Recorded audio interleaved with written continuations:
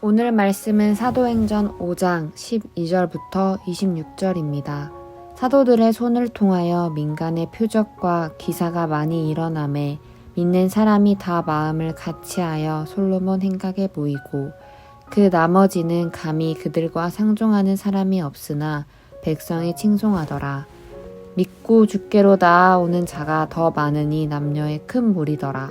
심지어 병든 사람을 메고 거리에 나가 침대와 요 위에 누이고 베드로가 지날 때에 혹 그의 그림자라도 누구에게 덮일까 바라고 예루살렘 부근에 수많은 사람들도 모여 병든 사람과 더러운 귀신에게 괴로움 받는 사람을 데리고 와서 다 나음을 얻었니라.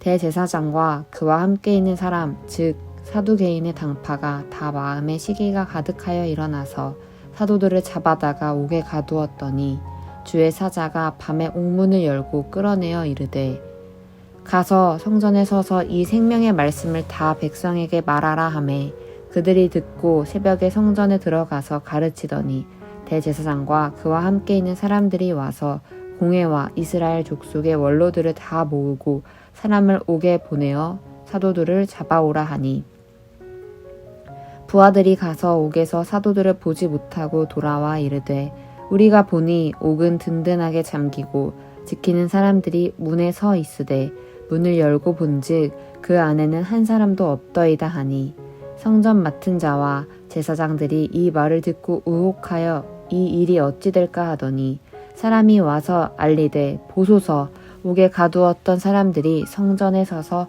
백성을 가르치더이다 하니 성전 맡은 자가 부하들과 같이 가서 그들을 잡아왔으나 강제로 못함은 백성들이 돌로 칠까 두려워함이더라. 아멘. 오순절 성령 강림 이후 교회가 이 땅에 생겼습니다. 교회는 점점 성장합니다. 사람들이 교회로 몰려듭니다. 동시에 이들에 대한 박해도 있었습니다.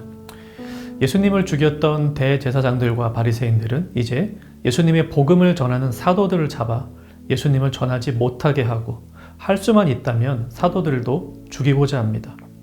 대제사장들을 비롯한 이들은 사도들을 감옥에 가두어요. 하지만 하나님께서 그들을 풀어주시죠. 풀려난 사도들은 다시 나가서 또 복음을 전합니다. 이것이 본문의 내용입니다. 본문에서 두 가지 적용점을 찾아 이 아침에 잠시 생각해 보려 합니다. 첫째, 이 사람들이 교회로 몰려드는 이유는 무엇일까요? 14절에 보니 믿고 주께로 나아오는 자가 더 많으니 남녀의 큰 무리더라. 제가 보는 한 스터디 바이블에서 14절을 이렇게 해설합니다.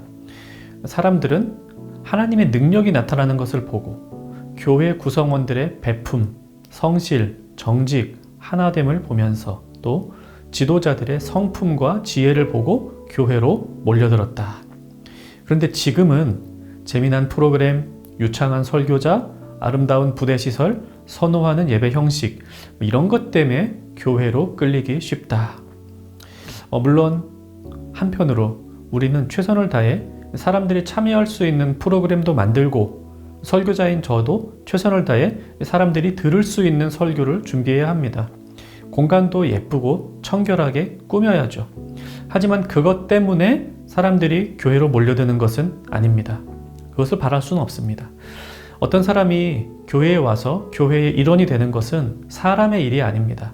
여전히 그것은 하나님의 일입니다. 사람들이 교회로 오는 것은 하나님께서 행하시는 일을 그들이 보았기 때문이어야 합니다. 초대교회로 몰려든 사람들이 하나님의 능력을 보고 교회 구성원들의 섬김의 삶을 보고 교회로 왔다면 오늘날도 그래야 합니다. 탁월한 프로그램, 멋진 공간, 고가의 미디어 장비 등은 도구일 뿐입니다. 사람들이 우리 교회로 몰려오기를 원하십니까? 그렇다면 우리는 하나님께서 교회를 통하여 하시는 복음의 큰 일을 소망해야 합니다.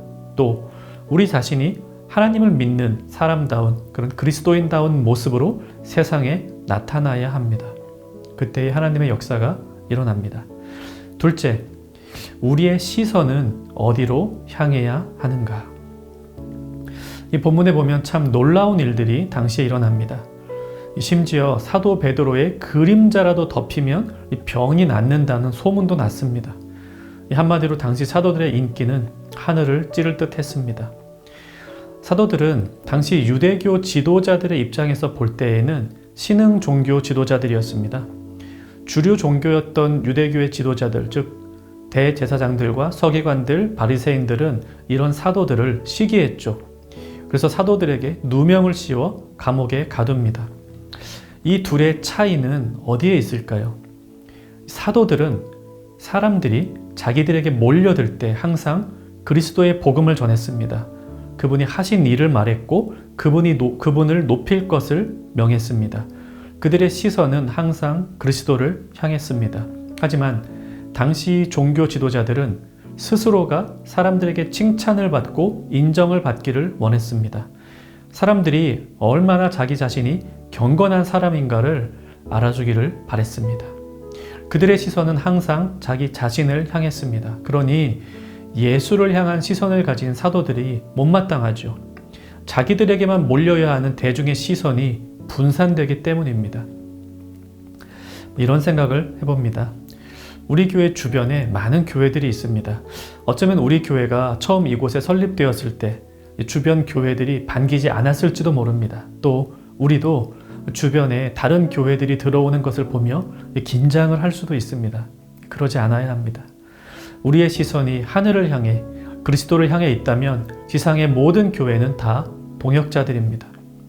우리에게 시선이 머물지 않도록 겸손한 마음으로 주님을 향해 눈을 들고 복음을 전하는 이 사역을 함께 감당해야 하겠습니다. 말씀 생각하며 기도합시다.